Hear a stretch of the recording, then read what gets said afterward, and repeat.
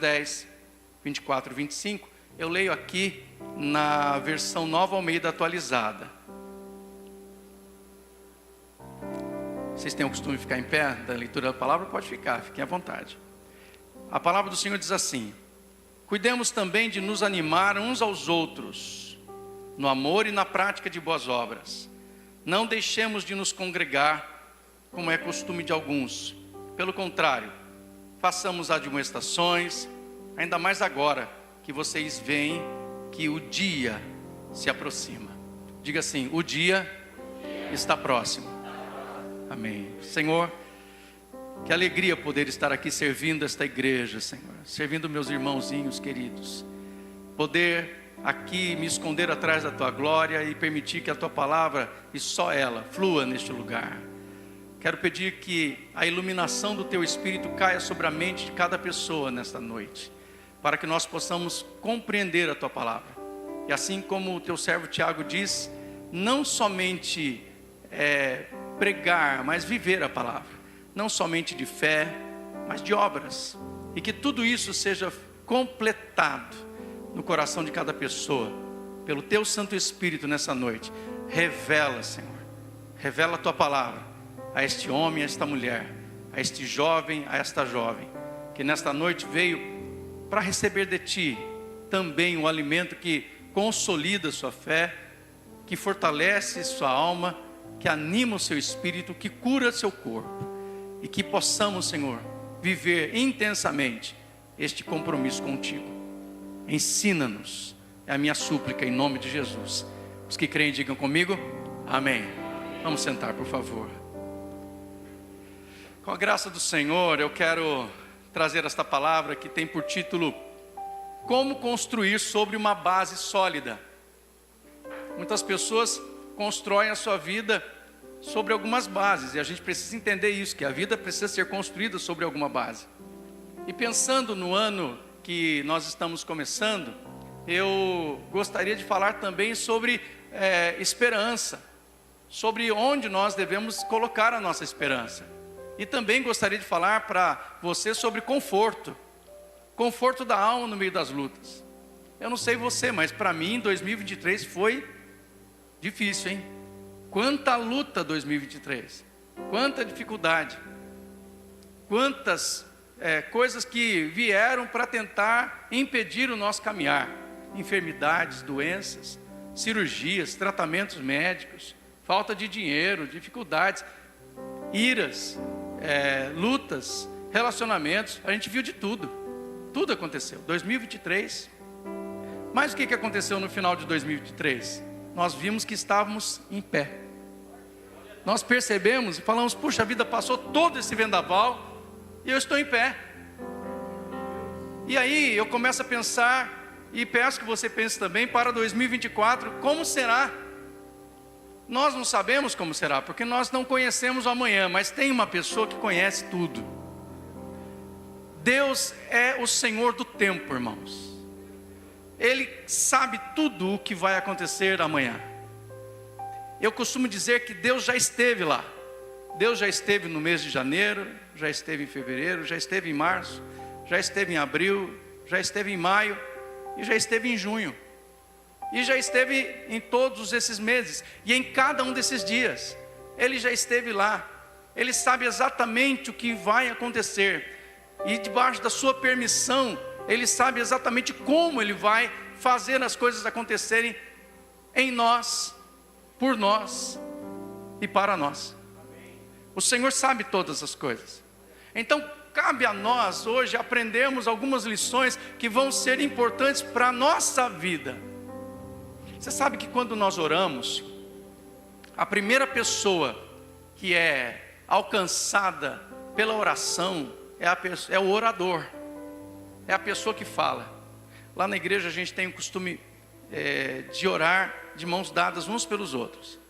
Só que tem uma coisa que acontece nas igrejas, não sei se você já percebeu, que é assim: quem está com o microfone ora, e quem está sem o microfone fica calado ouvindo. Não sei se aqui é diferente, na minha igreja acontece muito isso. A pessoa fica lá de mãos dadas, bonitinho, às vezes a musiquinha está tocando, a pessoa até balança no ritmo da música, mas fica assim, ó, quietinho. E eu costumo dizer o seguinte: quando você é chamado para orar, a igreja, ela é uma escola, irmãos. A igreja é um lugar para treinamento, porque de fato o cristianismo você vai viver lá fora, ok? Aqui é treinamento, aqui é aprendizado. Então, se você não vem na igreja para treinar a oração, como é que você vai viver a oração se você não treinou? E quando a gente pega na mão do irmão, imagine, você tem 2 mãos, não tem? Graças a Deus, né, irmão? 2 mãozinhas aí, pegou na mão de 2 pessoas, e você tem a incumbência e a honra de orar pelas 2 que estão do seu lado. Você está lançando 2 sementes, verbalmente. Agora olha que legal, enquanto você está orando por 2 pessoas estão orando por você. Já vem aí a multiplicação da bênção. Agora imagine se você está na igreja de mãos dadas com alguém que você tem que orar e você se cala. É injusto, porque você tem alguém orando por você, mas você mesmo não está orando pela pessoa, e ela precisa da tua oração. Ela precisa que você, como alguém que está junto, ovelha de Cristo, cristão de fato, que está aqui do lado dela, de mãos dadas, não seja simplesmente alguém que está participando sem a ação, passivamente. Ela precisa que você seja ativo. E aí você ora: Senhor, eu não sei o nome dessa pessoa, dessas que estão comigo, eu não sei quem são, não sei de onde são, a família, mas eu quero orar. Aí vem na sua mente: quero orar pela família, quero orar pelo emprego, pela saúde emocional, pela saúde espiritual, e todas essas coisas você vai orar por alguém, e alguém está orando por você. Olha que coisa linda. Sabe como é que chama-se isso? Igreja. Isso é ser igreja. É um comportamento de igreja. A igreja viva faz assim. Não vem só para receber, vem para oferecer. Culto não é para receber, é para oferecer. E quando nós vamos começar a construir algumas coisas segundo a palavra de Deus, nós vamos dar atenção à palavra de Deus para viver essa igreja viva, essa igreja atuante, essa igreja praticante das coisas que nós nos propomos a viver, para que 2024 seja de fato muito melhor do que 2023 foi. Nós precisamos intensificar a nossa forma de agir. De nada adianta sonhar, de nada adianta planejar, ter esperanças de um futuro melhor, se tudo isso está sendo construído sobre um terreno arenoso, sobre um terreno impróprio, na areia. Quando vem a tempestade, Jesus não falou isso? Quando vem a tempestade sobre uma casa construída sobre a areia, essa casa não resiste e cai. O resultado de construir sobre um terreno arenoso será um amontoado de frustrações e decepções. Uma vida cheia de tentativas e erros, sem jamais chegar a êxito algum.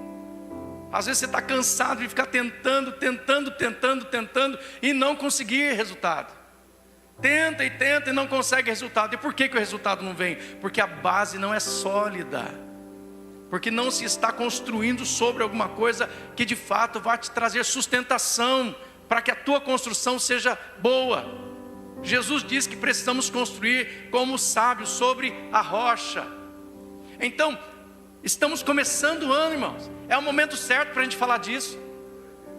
Por quê? Se você tinha alguma intenção de fazer alguma coisa, de construir alguma coisa, de planejar alguma coisa, de viver alguma coisa, que esteja somente no seu coração e que ainda não foi lançado para o coração de Deus, pare agora. Pare agora, porque a Bíblia fala que o coração do homem é enganoso. Mas Deus sabe todas as coisas, Ele já esteve lá. Então vamos buscar o conselho de Deus. Senhor, que os meus sonhos não sejam sonhos meus, da minha carne, do meu desejo egoísta, mas Senhor, eu dou a liberdade para que o Senhor, pelo Teu Santo Espírito e pela Tua graça e sabedoria, coloque em mim os sonhos que o Senhor sonhou para mim primeiro. Porque se você aprender a viver os sonhos de Deus, você jamais será frustrado, irmão. É no sonho de Deus que você realiza a tão sonhada vida feliz. Entenda coisas que nós vamos ver aqui. A palavra de Deus nos ensina qual a melhor forma de alcançar uma vida feliz. Agora entenda, E grave isso na sua vida, por favor. Ser feliz por ser feliz não te levará a nada. Ser feliz para a glória de Deus te trará tudo. Todos nós. Se o teu propósito de vida glorificar a Deus, Deus abençoará você. Se o teu propósito de vida não glorifica a Deus, esqueça. Não vai dar certo. Tem que glorificar a Deus em tudo. Façamos tudo para a glória de Deus. O versículo 19 desse mesmo capítulo 10 de Hebreus diz assim: portanto, meus irmãos, tendo ousadia para entrar no santuário pelo sangue de Jesus. E no 20, pelo novo e vivo caminho que Ele nos abriu por meio do véu, isto é, pela sua carne. E o 21, e tendo um grande sacerdote sobre a casa de Deus. Aí ele diz: aproximemo-nos com um coração sincero, em plena certeza de fé, tendo o coração purificado de má consciência e o corpo lavado com água pura. Aqui nós temos algumas coisas importantes para serem consideradas. Ele está falando sobre o santuário. O autor do livro de Hebreus, alguns dizem que é Paulo, outros dizem que é Apolo. A discussão continua e não vai ter fim nunca. Enfim, o autor ele está falando para uma igreja. Ele está falando sobre a forma como nós vamos acessar a presença de Deus, como nós vamos chegar à presença de Deus. E por que isso é importante para a gente pensar em 2024? Porque se você não souber acessar a presença de Deus, como é que você vai ser abençoado? Se você não tiver noção de como se faz isso, como que as coisas se estabeleceram realmente, como é que você vai ter bases suficientes bíblicas para poder viver a adoração, o relacionamento com Deus, como é que você vai ter certeza que a sua oração vai ser atendida? Isso precisa ser bem ensinado.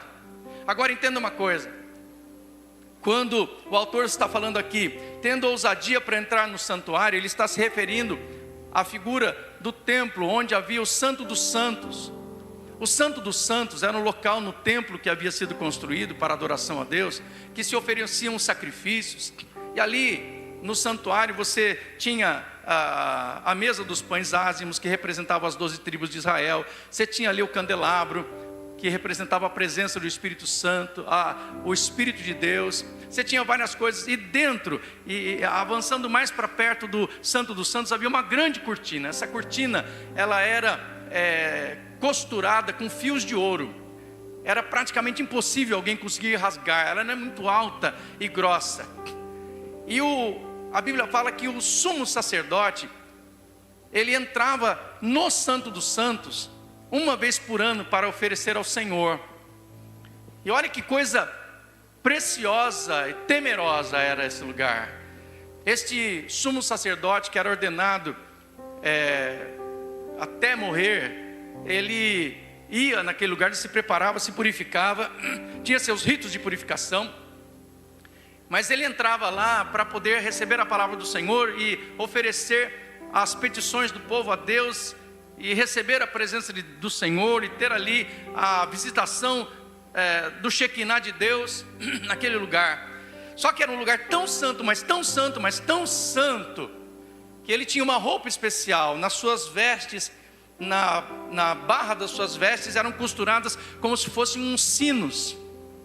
E conforme esse sumo sacerdote andava dentro daquele lugar, e era importante que ao oferecer aquele tipo de adoração sacrificial, ele andasse, porque aquele local era tão santo, que se esse homem estivesse com algum pecado, alguma impureza, ele morreria lá dentro.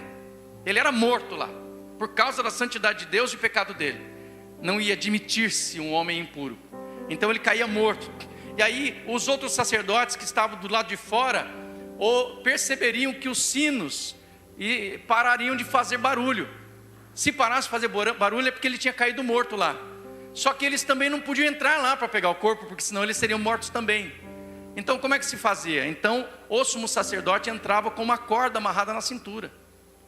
Se caso parasse o barulho dos sinos e ele tivesse morrido, eles puxavam o corpo para fora, para que eles pudessem resgatar aquele corpo morto. E aí se levantava um outro sumo sacerdote. Aquele lugar era um lugar extremamente santo.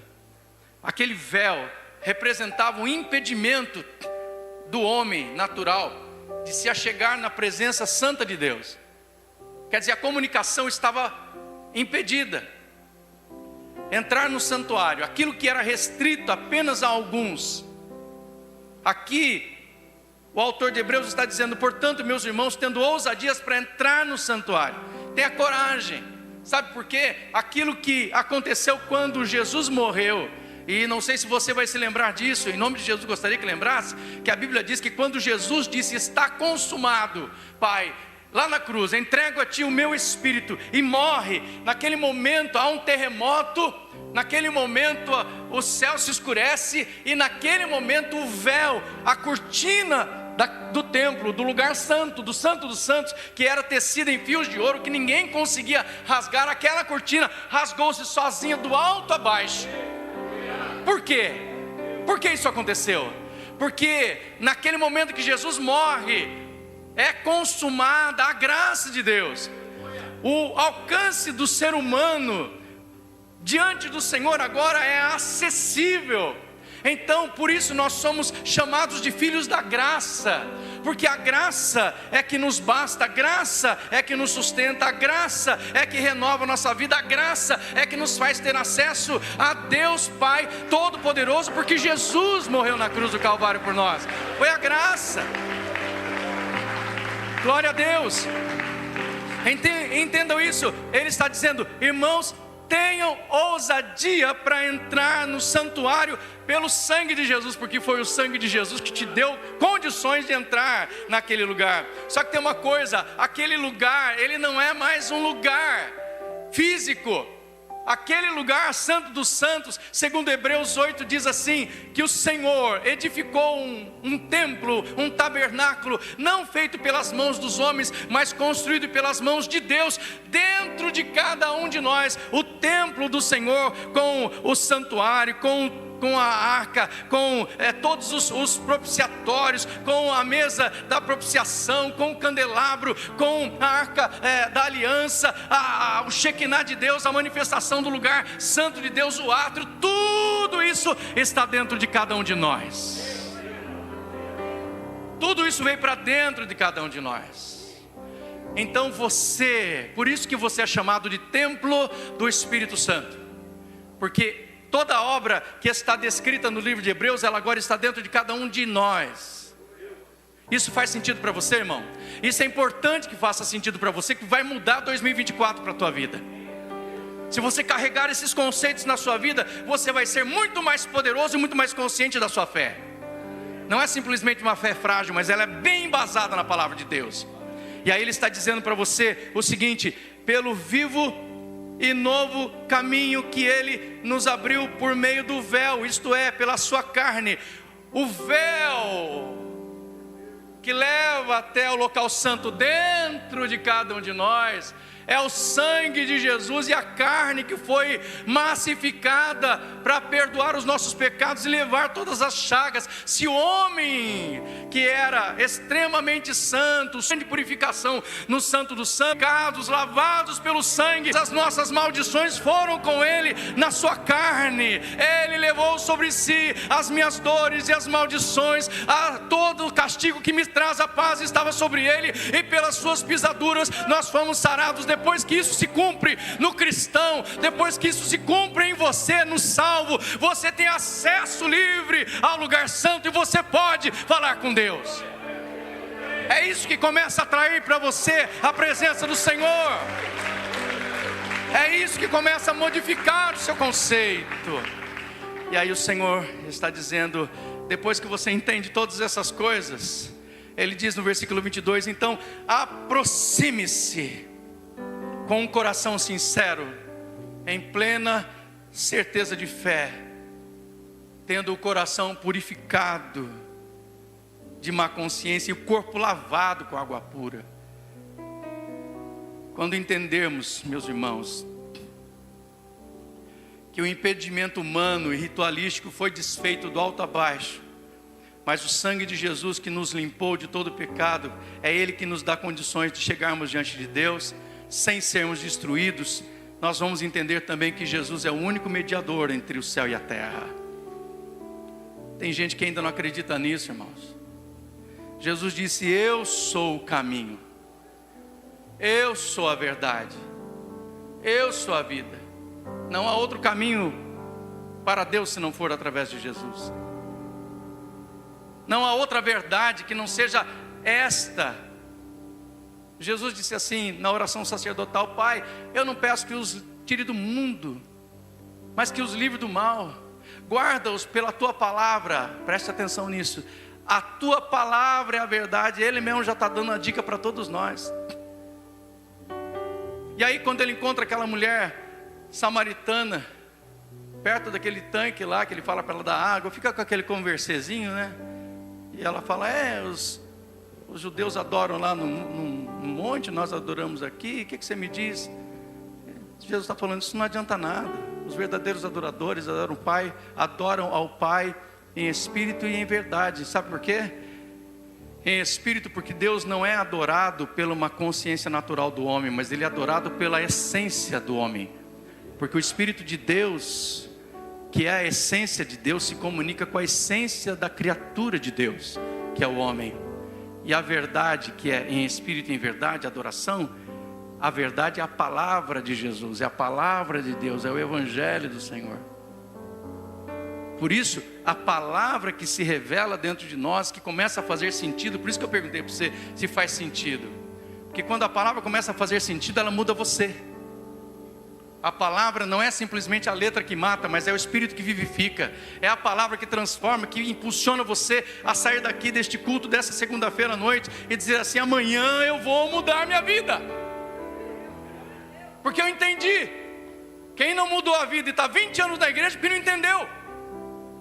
Entende? Quem não fez nada para mudar, porque não entendeu nada.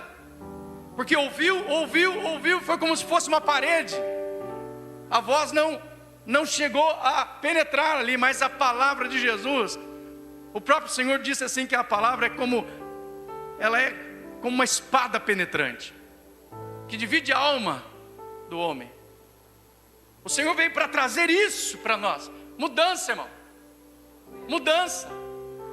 Sabe, irmão? A cura acontece não é porque você é poderoso, mas é porque Jesus é poderoso. Entende isso? Mude isso. O problema, ele é resolvido na sua vida não é porque você é santificado, mas porque Jesus é poderoso. É o nome de Jesus. Então ande com Jesus que você se dá bem, irmão. A minha esposa tem essa frase: cola na minha que você se dá bem. Cola na de Jesus que você se dá bem. Mas cola de verdade. Não fica dividindo as coisas. Faz certo. Faça certo. Não é difícil. O difícil Jesus já fez. Que até ele chega e fala assim: Pai, se for possível, passa de mim esse cálice, mas não seja feita a minha vontade. E esse é o grande problema. E nós queremos que seja feita a nossa vontade nas nossas orações. Esse é o grande problema. Seja feita a minha vontade. Você fala assim: Senhor, olha, tem um negócio para eu pedir para o Senhor aqui, mas se o Senhor não quiser, tudo bem nada. Ele quer que o Senhor faça. A pessoa quer que o Senhor resolva do jeitinho que ela quer, mas não é assim. Você pode pedir. E Jesus fala assim: você sabe por que você não recebe? Jesus falou: porque você pede mal, porque você não sabe pedir. Porque se você pedir segundo a vontade de Deus, o Senhor cumpre. E aí nossa mente precisa fazer assim, ó, puff, precisa abrir. Aproximemo-nos com um coração sincero, em plena certeza de fé, sem duvidar, tendo o coração purificado da má consciência. Para com esse negócio de ficar com preocupação com o irmão passou perto de você, não deu a paz para você, não sorriu para você, você já não fala mais com ele. Ele não viu você, irmão. Entendeu? Não viu, estava distraído. O irmão tem TDAH, né? Leve em consideração, seja benigno. Sabe o que é a benignidade que a Bíblia fala do fruto do Espírito? Benignidade, guarda essa que é bom. Benignidade é a capacidade dada por Deus ao homem de enxergar as situações sempre pelo lado positivo. Gostou dessa? Vou repetir. Benignidade é a capacidade dada por Deus ao ser humano, ao homem, de enxergar as situações sempre pelo lado positivo. Porque tem gente que enxerga tudo pelo lado errado, né? Então, se está vendo alguma coisinha, olhou torto, mediu, irmão, olha pelo lado positivo. Porque o diabo vai ficar tentando no seu ouvido fazer com que você olhe pelo lado negativo e tenha mais um inimigo. A igreja não é lugar para você ter inimigo, é lugar para você ter paz. Quando você vem aqui, não é para você arrumar encrenca, é para você lançar diante do Senhor suas petições, para que Ele tenha cuidado de você, zelo sobre a sua vida, te alivie dos pesos do seu ombro, te dê força para caminhar, fortaleça as tuas pernas, coloque um sorriso no seu rosto, te dê força nos braços para você lutar, trabalhar, saúde para você se erguer, alegria para você estar em família, e júbilo para você cantar com a melhor e mais potente voz que você já cantou em toda a sua vida, porque Ele merece. Aleluia! Tudo isso é porque o nosso coração foi transformado e o nosso corpo foi lavado com água pura. Batismo. Tem gente que fica que nem namorado que namora a moça 9 anos e não casa com ela, e ainda tem a coragem de dizer que a ama. O cara está 9 anos enrolando. Você sabe que hoje, segundo a lei, passou de uma certa quantidade de tempo de namoro, a moça, mesmo sem casar, já tem direito aos bens do rapaz, né? Então procura um bom advogado que você consegue rapelar tudo dele, se ele não quiser casar com você, que agora é problema. Eu já descobri que não tem ex-sogra, sabia disso? Pela lei não tem mais ex-sogra. Então glória a Deus pela minha sogra, que é com ela que eu quero ficar mesmo pro resto da vida, né? Amém? Então é assim, se a gente não prestar atenção nas coisas da vida, o nosso coração não vai ser transformado. E um dos passos para a gente dizer que nós queremos viver a transformação de vida é batizando nas águas. E eu falo sobre o namorado porque é o seguinte: eu já vi gente que está lá na igreja há 10 anos, 15 anos, eu amo Jesus, está cantando louvores, está na igreja, chama todo mundo de irmão, dá paz, mas não batiza. Sabe o que é o batismo? O batismo, ele é a expressão pública de que você se decidiu servir Jesus como discípulo. Todo discípulo do passado era batizado nas águas. Então ele está declarando com coragem. É como o casamento. Então ele vai se casar. Você já viu o casamento? O cara casa só com... Bom, tem, né? Casamento só com os dois e ninguém vê. Mas para mim esse tipo de coisa acho que não vale. Tem que casar para todo mundo ver. Tem que chamar a igreja. Tem que ser a festa. Serve batatinha com vinagrete, mas faz, né? Faz aquele pão com carne louca, mas faz. Amém, irmão? Não tem que ficar gastando buffet, aquele negócio. Não precisa disso nada, não. E se for o caso, você pode até ir no restaurante e cada um paga o seu. Ok? Mas faz. Faz porque todo mundo tem que ver. Casou, está dizendo para todo mundo saber que ama a moça, e ela para dizer, todo mundo sabe que ama o moço. Batismo é isso. É você dentro da água. Se quer servir o Senhor por resto da sua vida? Quero. Você quer abandonar todos os conceitos do seu passado? Religiosidade é ruim, todos os pactos que você fez? Quero. Você quer servir Jesus como um discípulo fiel até o fim dos seus dias? Quero. Então eu te batizo em nome do Pai, do Filho e do Espírito Santo. A hora que você deita a pessoa, ela morreu para o mundo, para as vidas antigas, e quando ela ressuscita com Cristo saindo das águas, ela é uma nova criatura cheia do Espírito Santo. Aleluia. Aleluia! Oh, glória! Isso é bom demais. Então, até isso guardemos isso, o coração purificado de uma consciência e o corpo lavado com água pura. Guardemos firme a confissão da esperança sem vacilar, pois quem fez a promessa é fiel. Não se desvie, nem para a direita e nem para a esquerda. Não desanime no meio da jornada. Não pare no meio do trabalho. Termine de construir a ponte. É difícil. Tem muita coisa no meio desse trabalho. Muita estratégia para você fazer, para chegar lá. Mas, irmão, coloque uma coisa na sua cabeça: Deus está com você. Continue trabalhando, continue se esforçando. O Senhor está dizendo para você, como disse para Josué: eu sou com você, não temas e nem te espante. Então vai, termina de construir isso tudo que você parou no meio. Vai até o fim, volta lá, refaz os cálculos, levanta um orçamento novo, vê os parceiros que você precisa para poder edificar esse projeto da sua vida, porque esse ano Deus vai dar isso para você. É isso que a gente faz quando a gente confia no Senhor para construir sobre uma base sólida. Ninguém está aprendendo a Bíblia para poder ficar vivendo de fantasia. Nós cremos num Deus que tudo opera, que faz acontecer, que é poderoso, mas que nos ensina a sermos sábios e equilibrados. Então tudo é um conjunto de coisas que nós precisamos aprender para viver uma vida autenticamente cristã, feliz e poderosa. Ainda que as circunstâncias mudem, eu quero dizer para você que o Senhor é fiel. Ele não deixa de ser fiel. E aí a gente aprendeu tudo isso aqui. Aprendemos que precisamos planejar para ter um futuro melhor, que podemos entrar no local santo para poder ter acesso a Deus, para poder buscar o Senhor, e que nessa conversa com Deus, a presença do Senhor vai nos fortalecer. Aprendemos que o sangue de Jesus é o véu que nos dá purificação para continuar uma jornada honrosa. Aprendemos que Jesus é o mediador da nossa confissão e que não há outro além dele. Aprendemos que precisamos nos arrepender dos nossos pecados e voltarmos para uma vida de rendição diante do Senhor. E aprendemos que não podemos nos desviar nem para a direita e nem para a esquerda. Agora, entendendo tudo isso, você tem, sabe o que? A formação do conceito de ser igreja. E o autor de Hebreus completa dizendo assim: cuidem uns dos outros. Cuidem.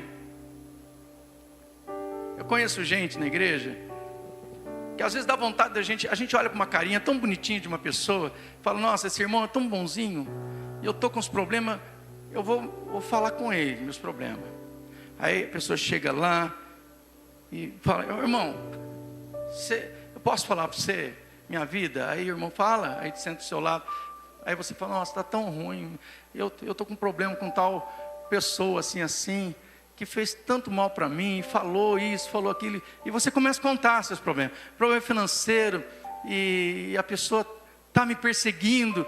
Aí aquele irmão que você achava que era bonzinho, bacana, ao invés de ajudar você, ele fala assim: eu conheço aquela figura, imprestável, aquele lá não vale nada, eu acho que você tem mesmo que mandar para a justiça, chama o advogado, vamos arrebentar com ele. E tem gente que faz isso, que ao invés de ajudar você a encontrar um caminho pacífico para resolver os seus problemas, e põe mais lenha na fogueira. Eu vi um meme outro dia na internet, que a mocinha chega para a vovó dela, bem velhinha, você já deve ter visto. Ela fala assim: ô vó, eu quero contar uma fofoca para você. Aí a avó fala: eu não gosto de fofoca. Que fofoca? Como é que você age quando as circunstâncias são estranhas? Quando as pessoas querem compartilhar coisas que são mais ou menos não cristãs?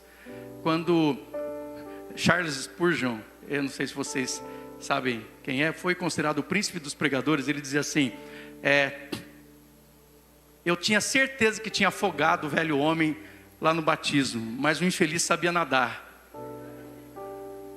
Quer dizer, quando você vai ser tentado pelo diabo, entenda uma coisa: o diabo vai tentar você na sua fraqueza de carne, entendeu? Então é a luta constante. Se nós não nos apropriarmos aqui, dentro da nossa mente, de um caráter transformado que Deus colocou em nós, nós não seremos capazes de ajudar com sabedoria. E a palavra do Senhor está nos ensinando que de todas essas virtudes para construir o nosso futuro melhor, é construir um futuro melhor nessa pessoa melhor. E se essa pessoa está melhor, ela tem que ser capaz de cuidar do outro. Qual que é o seu nome, irmão? Carlinhos? E qual que é o nome da irmã? Fernanda. Vocês são casados? Há quantos anos? 17. Eu pergunto para você, que eu tenho certeza que ele não vai lembrar, né? Brincadeira. Não vou nem perguntar o que ela gosta, não gosta, senão vai ficar feia a coisa, né? Melhor não. 17 anos. Não foi tudo bem sempre. Tem dia que está bacana, tem dia que não está bacana. E assim não é só com vocês. É comigo, meu casamento, me permita com eles também, com todos aqui. Porque o ser humano é assim. O ser humano é assim. Tem dia que você está bem, tem dia que você não está bem. Só que tem uma coisa: Carlinhos e Fernanda. De repente um dia, a Fernanda não está bem. Ela está chateada, alguma coisa, não tem nada a ver com você, porque o homem já vai ficar pensando assim, que foi que eu falei? Que foi que eu fiz, né? Que a gente é meio TDAH, esquece essas coisas. Mas não foi. Aí você está com todas as virtudes do cristianismo que foram explicadas aqui, entendeu? Está tudo firme aí. E você vai segurar embaixo da Fernanda e vai sustentá-la, porque ela está desfalecida, está batida. Ela precisa disso. Você tem que perceber isso. Você tem que dizer, eu tenho que fazer isso por ela. Eu vou fazer isso por ela. Ela vai falar, não, está bem, está tudo bem, não está nada. A mulher quando diz que não está tudo bem, porque é aí que o negócio está feio. Quando ela diz que está ótimo, é que o negócio está ruim, né? Aí você vai, sábio, agarra, vem cá, vamos caminhar junto. E ela vai arrastando a perna, você vai levando. E quando isso acontece com ele, com o Carlinhos, a Fernanda a mesma coisa. Vai segurar o Carlinhos pela cintura e vai erguer. E ele vai falar assim, oh Deus, obrigado por essa mulher. Obrigado por essa pessoa do meu lado. Deus dá força, irmão. Deus dá força. A igreja que vai viver um 2024 poderoso é a igreja que cuida uns dos outros. Isso vai fazer toda a diferença. É você estar disponível para poder ser o apoio, o suporte. Por isso a Bíblia fala, suportando-vos uns aos outros em amor. É ser o suporte para o outro. É poder ter a honra, a capacidade de se inclinar para segurar a outra pessoa por baixo e sustentá-la, até que aquela dor passe, até que aquela lágrima seque, até que aquele momento infeliz passe. Tem gente que não precisa de alguém para ficar falando, você falando, dando conselho, precisa só de alguém do lado, só de você sentar do lado e ficar ali, não deixar a pessoa sozinha, você já está fazendo muito. Só de ouvir, você já está fazendo muito. Agora, se depois de você sentar do lado e ouvir, você ainda orar com ela, aí você ganhou aquela alma. Isso não custa nada, nada, só depende daqueles que de fato viveram isso tudo aqui, no caminhar de Deus. Cuidemos também de nos animar uns aos outros no amor e na prática de boas obras. É chegar a esse caminho e a esse momento. Eu quero dizer para vocês que a vida em comunidade, ela exige paciência e amor sincero. Todos nós temos o dever de, como guardiões dessas verdades ensinadas, o dever de preservá-las, fazendo bom uso delas, transmitindo com sabedoria o que ela contém, até que todos sejam fortalecidos e guiados nisso. Tem que entrar na cabeça, tem que mudar a vida. E hoje é o dia da gente começar a mudança de vida. Essa noite é a noite da gente abrir a nossa mente e poder entender o quanto Deus pode fazer por nós. Não espere que Deus faça porque você é bom. Deus faz porque Ele é bom. Entende? E aí está manifestado o amor de Deus. Você quer saber o que o Senhor tem para você? Jeremias 29.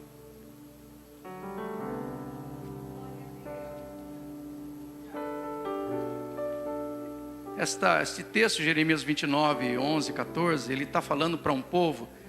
Essas pessoas estavam tristes, sabe? Tristes, morando num lugar longe da terra deles, longe do país deles, sendo perseguidos, humilhados, perdendo a sua língua, sua cultura. Eles estavam vendo sua geração sendo afastada daquilo que de fato era a essência deles. Eles estavam muito abatidos. Mas o Senhor viu naquele povo, que era o povo escolhido dele, o povo de Israel, um povo que precisava receber uma palavra de conforto, um povo que tinha uma promessa. Deus sabe tudo, plenamente tudo que vivemos, e Ele conhece o nosso sofrer. Precisamos nos voltar hoje mesmo para Ele, e Ele nos trará esperança para conseguirmos prosseguir com a nossa jornada. Não é e jamais será fácil, mas com a graça maravilhosa do Eterno é possível.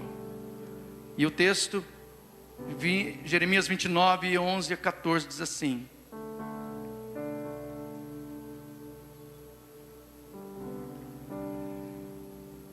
eu é que sei os pensamentos que tenho a respeito de vocês, diz o Senhor. São pensamentos de paz e não de mal, para dar-lhes um futuro e uma esperança. Então vocês me invocarão e se aproximarão de mim em oração, e eu os ouvirei. Vocês me buscarão e me acharão quando me buscarem de todo o vosso coração. Serei achado por vocês, diz o Senhor, e farei com que mude a sorte de vocês. É ou não é um Deus poderoso que se importa conosco, que quer a nossa felicidade, que tem planos a respeito de cada um de nós, que pode fazer coisas abençoadoras em nosso favor? Só que começa em nós, começa aqui hoje, começa no seu mover na direção de Deus. Jesus chega para os seus discípulos e fala assim: olha, vocês estão comigo há tanto tempo e não me pedem nada. Peçam. E aí ele fala uma coisa, ele diz assim: peçam para que a vossa alegria se complete. Jesus está dizendo a mesma coisa para nós hoje. Vocês estão aqui há tanto tempo, e eu estou vendo que vocês estão lutando sozinhos, vocês estão batalhando sozinhos, estão dentro do lugar certo, ouvindo a coisa certa, mas não estão fazendo tudo, não estão fazendo a coisa certa, estão fazendo sozinhos. E o Senhor Jesus está dizendo: peçam para que a sua alegria se complete. 2024 vai ser o ano do reino de Deus, onde a manifestação do reino de Deus nas suas vidas será a alegria completa dos filhos de Deus. A sua alegria é a alegria que vem do Senhor.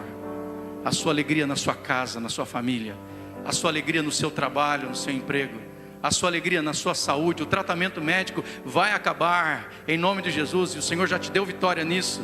A sua alegria nos seus relacionamentos, a sua alegria na sua saúde mental, espiritual e física, a sua alegria é porque o reino de Deus é chegado a vós. A primeira coisa que Jesus fala no início do livro de Marcos, quando ele começa o seu ministério, é: arrependei-vos, é chegado a vós o reino de Deus, arrependei-vos e creiam no Evangelho. Mude, irmão, vai dar certo, não tenha medo, está nas mãos do Senhor. Você está nas mãos do Senhor? Feche os olhos, coloque a sua mão estendida para frente, como se você fosse receber algo. E eu quero, pela graça do Senhor, pedir que o Senhor coloque algo nas suas mãos agora. Pai Santo, diante da tua presença estamos. Eu, junto com os meus amados irmãos aqui em Rio das Pedras, meus irmãos de fé, meus irmãos de igreja, que caminham fielmente diante da tua presença, cada um de nós precisa de ti, cada um de nós tem uma necessidade, cada um de nós tem medos, tem aflições, tem preocupações, mas a tua palavra diz: lançando sobre ele todas as vossas ansiedades, ele terá cuidado de vós. É o Senhor que cuida de nós. Por isso nós entregamos nossos dias, entregamos, Senhor, o mês de junho diante das tuas mãos, entregamos todos os dias do mês de junho nas tuas mãos, entregamos todos os afazeres de todo este ano diante das tuas mãos, entregamos cada uma das preocupações, dos sonhos, das necessidades, entregamos, Senhor, as conversas, entregamos, Senhor, aquele testemunho diante da tua presença, entregamos o trabalho diante da tua presença, um negócio novo, Senhor, a promoção, a viagem, entregamos tudo isso, Senhor, o relacionamento de pai com filho, de filha com mãe, de tio com sobrinho, de vovô com vovó, entregamos o relacionamento de marido com esposa, de patrão com empregado, entregamos os relacionamentos relacionamentos desta igreja contigo, dos servos de Deus com o Senhor.